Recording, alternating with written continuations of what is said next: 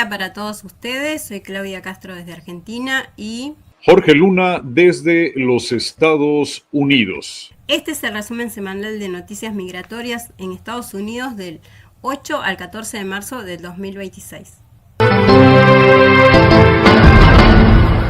Internacional pide liberar a periodista latina detenida por ICE en Nashville, estado de Tennessee. La organización Amnistía Internacional Estados Unidos pidió la liberación inmediata de la periodista Stephanie Rodríguez, quien fue detenida el pasado 4 de marzo en Nashville por agentes del Servicio de Control de Inmigración y Aduanas, mejor conocido como ICE. Según informes de prensa citados por la organización, la comunicadora fue arrestada aparentemente sin una orden judicial, a pesar de encontrarse legalmente en territorio norteamericano. Justin Mazzola, subdirector de investigación de dicha organización, afirmó que Rodríguez debe de ser liberada de inmediato y afirmó: la señora Rodríguez debe ser liberada urgentemente y reintegrada a su comunidad y a su labor periodística. El representante de Amnistía Internacional añadió que el sistema migratorio estadounidense no debería de utilizarse como una herramienta para silenciar el trabajo de los periodistas. Rodríguez trabaja para Nashville Noticias y Univisión 42 de ese estado, donde cubre temas relacionados con la aplicación de la ley migratoria. De acuerdo con reportes, la periodista fue detenida mientras viajaba en un vehículo plenamente identificado con la prensa y con el medio Nashville Noticias. Amnistía Internacional calificó la detención como un ejemplo preocupante de lo que describió como ataque contra la libertad de expresión, la libertad de prensa y los derechos de los inmigrantes en Estados Unidos. Lo que dice la ley sobre enviar a inmigrantes a la guerra. El aumento de tensiones entre Estados Unidos e Irán ha reavivado una pregunta que circula con fuerza en redes sociales. Grupos comunitarios y conversaciones familiares: si eres inmigrante y vives en Estados Unidos, ¿pueden obligarte a ir a la guerra? La duda comenzó a extenderse después de los recientes ataques militares vinculados al llamado Operación Furia Épica y del temor a que el conflicto pueda escalar para muchos jóvenes inmigrantes con o sin papeles. La inquietud es comprensible, pero la respuesta legal es más compleja de lo que parece. ¿Qué dice la ley sobre inmigrantes y el servicio selectivo? En Estados Unidos existe una ley que obliga a la mayoría de los hombres que viven en el país a registrarse en el sistema de servicio selectivo.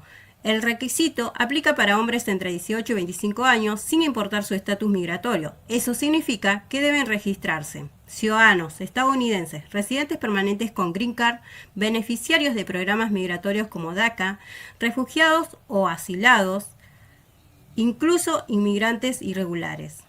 Sin embargo, registrarse no significa que la persona vaya a ser enviada al ejército automáticamente.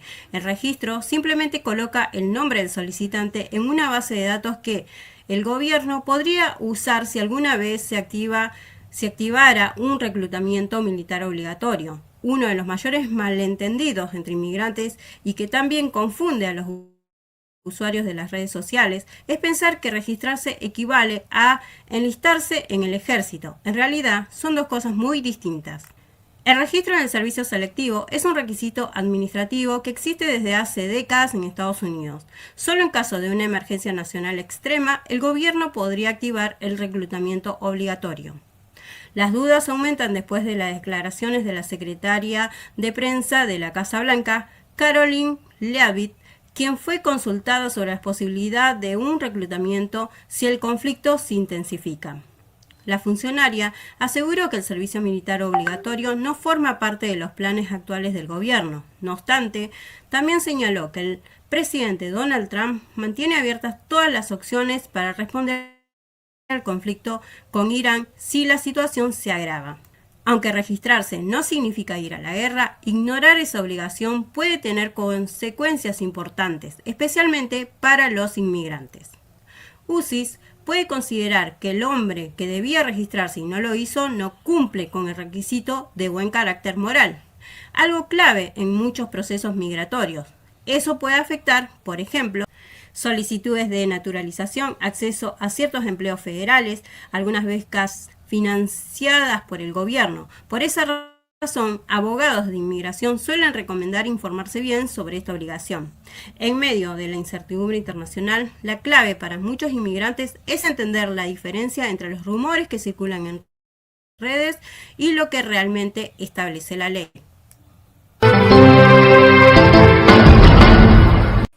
ICE deporta a 2 niñas ciudadanas de Estados Unidos.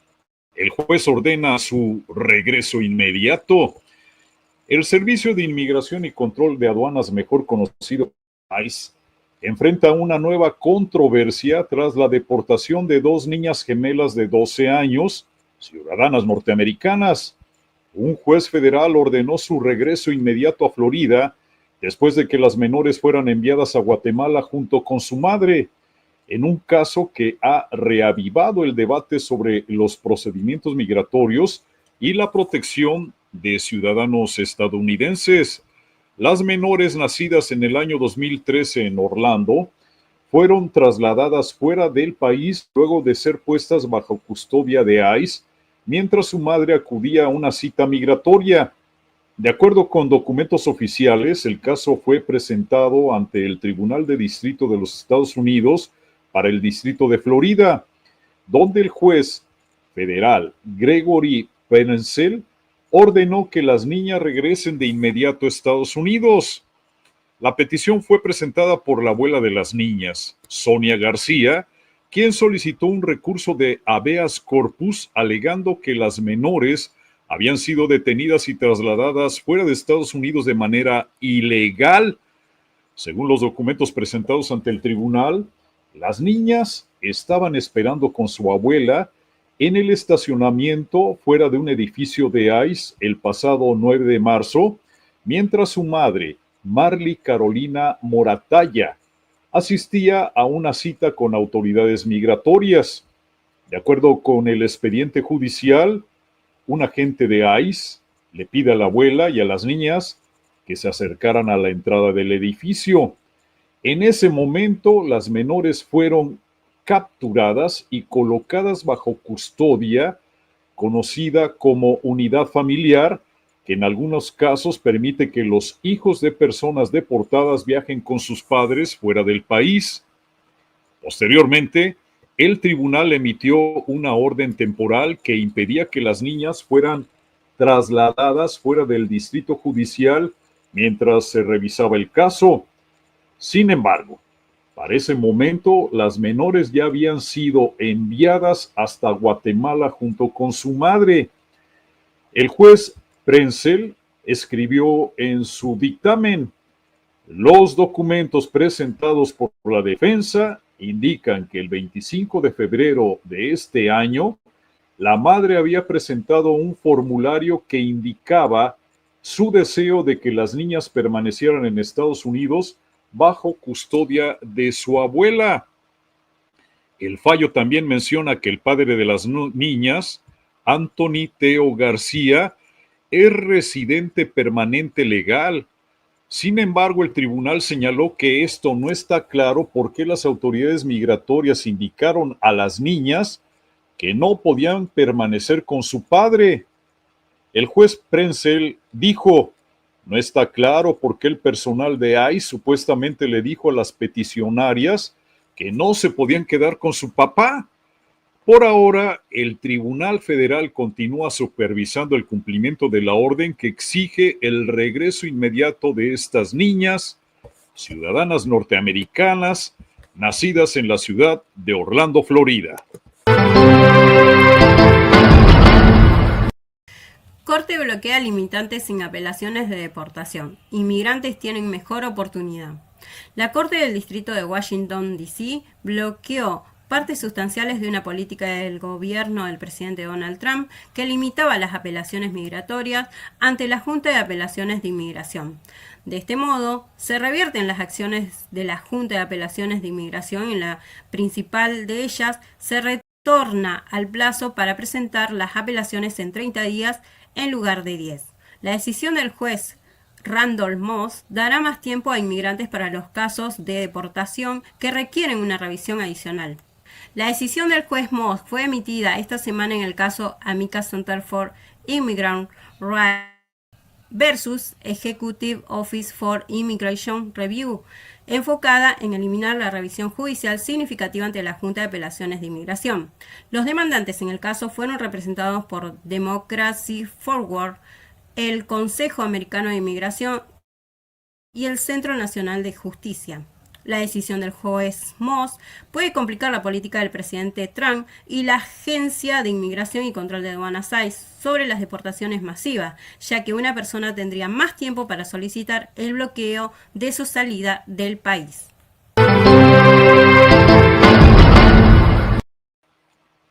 ICE confirma 11 muertes de inmigrantes bajo su custodia en lo que va del año 2026. Al menos 11 inmigrantes han muerto bajo custodia del Servicio de Control de Inmigración y Aduanas, mejor conocido como ICE. Esto entre enero y principios de marzo de este año. Según información oficial de la agencia, los casos se suman a las 31 muertes registradas durante 2025, la cifra anual más alta en 2 décadas. De acuerdo con reportes recopilados por la agencia de noticias británica Reuters, los fallecimientos han ocurrido en distintos centros de detención y hospitales a los que los inmigrantes fueron trasladados tras presentar complicaciones médicas mientras permanecían bajo custodia migratoria de ICE. Los registros oficiales incluyen además los fallecimientos de inmigrantes originarios de Haití, Irán, México, Guatemala, Camboya, Nicaragua, Honduras y Cuba. Algunos murieron tras complicaciones médicas, mientras que en otros casos las autoridades indicaron que las muertes siguen bajo investigación. Organizaciones defensoras de derechos de inmigrantes han pedido revisar con mayor detalle las condiciones de detención y la atención médica disponible para las personas retenidas por motivos migratorios. También se ha pedido una mayor transparencia en las investigaciones de cada uno de los casos. El gobierno de Estados Unidos prepara un cambio en la forma en que gestiona su sistema de detención migratoria. ICE plantea poner en marcha un nuevo modelo que busca ampliar la capacidad del gobierno federal para detener y procesar a personas sin estatus migratorio en el país.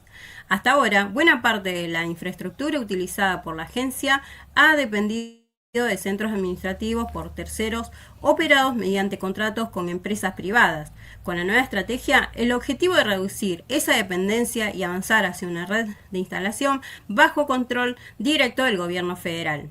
La iniciativa fue detallada por el Departamento de Seguridad Nacional DHS. Se explicó que ICE comenzará a adquirir propiedades en diferentes regiones del país con la intención de desarrollar centros de detenciones propios. La idea es que esta red permita a las autoridades contar con una infraestructura más estable y centralizada para gestionar los procesos migratorios. Según el DHS, depender menos de instalaciones externas podría facilitar la coordinación entre las distintas etapas del procedimiento. Según el DHS, los nuevos centros estarán diseñados para permitir que las diferentes etapas del proceso, desde la detención hasta la gestión administrativa de los expedientes, se realicen en un mismo lugar. El empleo de trabajadores mexicanos en Estados Unidos alcanzó en 2025 un promedio de 19 millones de personas, destacando la importancia de la comunidad en el mercado laboral y su impacto en la economía mexicana a través de las remesas. De acuerdo con estimaciones basadas en las encuestas laborales de Estados Unidos, ese total se integró por 11.8 millones de trabajadores nacidos en Estados Unidos, pero de origen mexicano, y 7.2 millones de inmigrantes nacidos en México. Datos del Centro de Estudios Monetarios Latinoamericanos indicaron que los mexicanos representaron el 11.6% del empleo total en Estados Unidos, lo que equivale aproximadamente a 1 de cada 12 trabajadores en la economía estadounidense.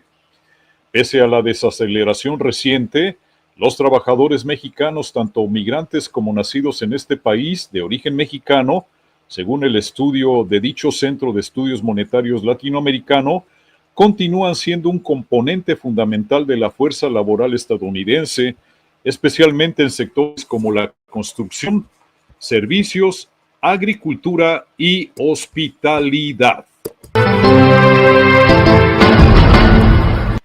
Este fue el resumen semanal de noticias migratorias en Estados Unidos del 8 al 14 de marzo del 2026.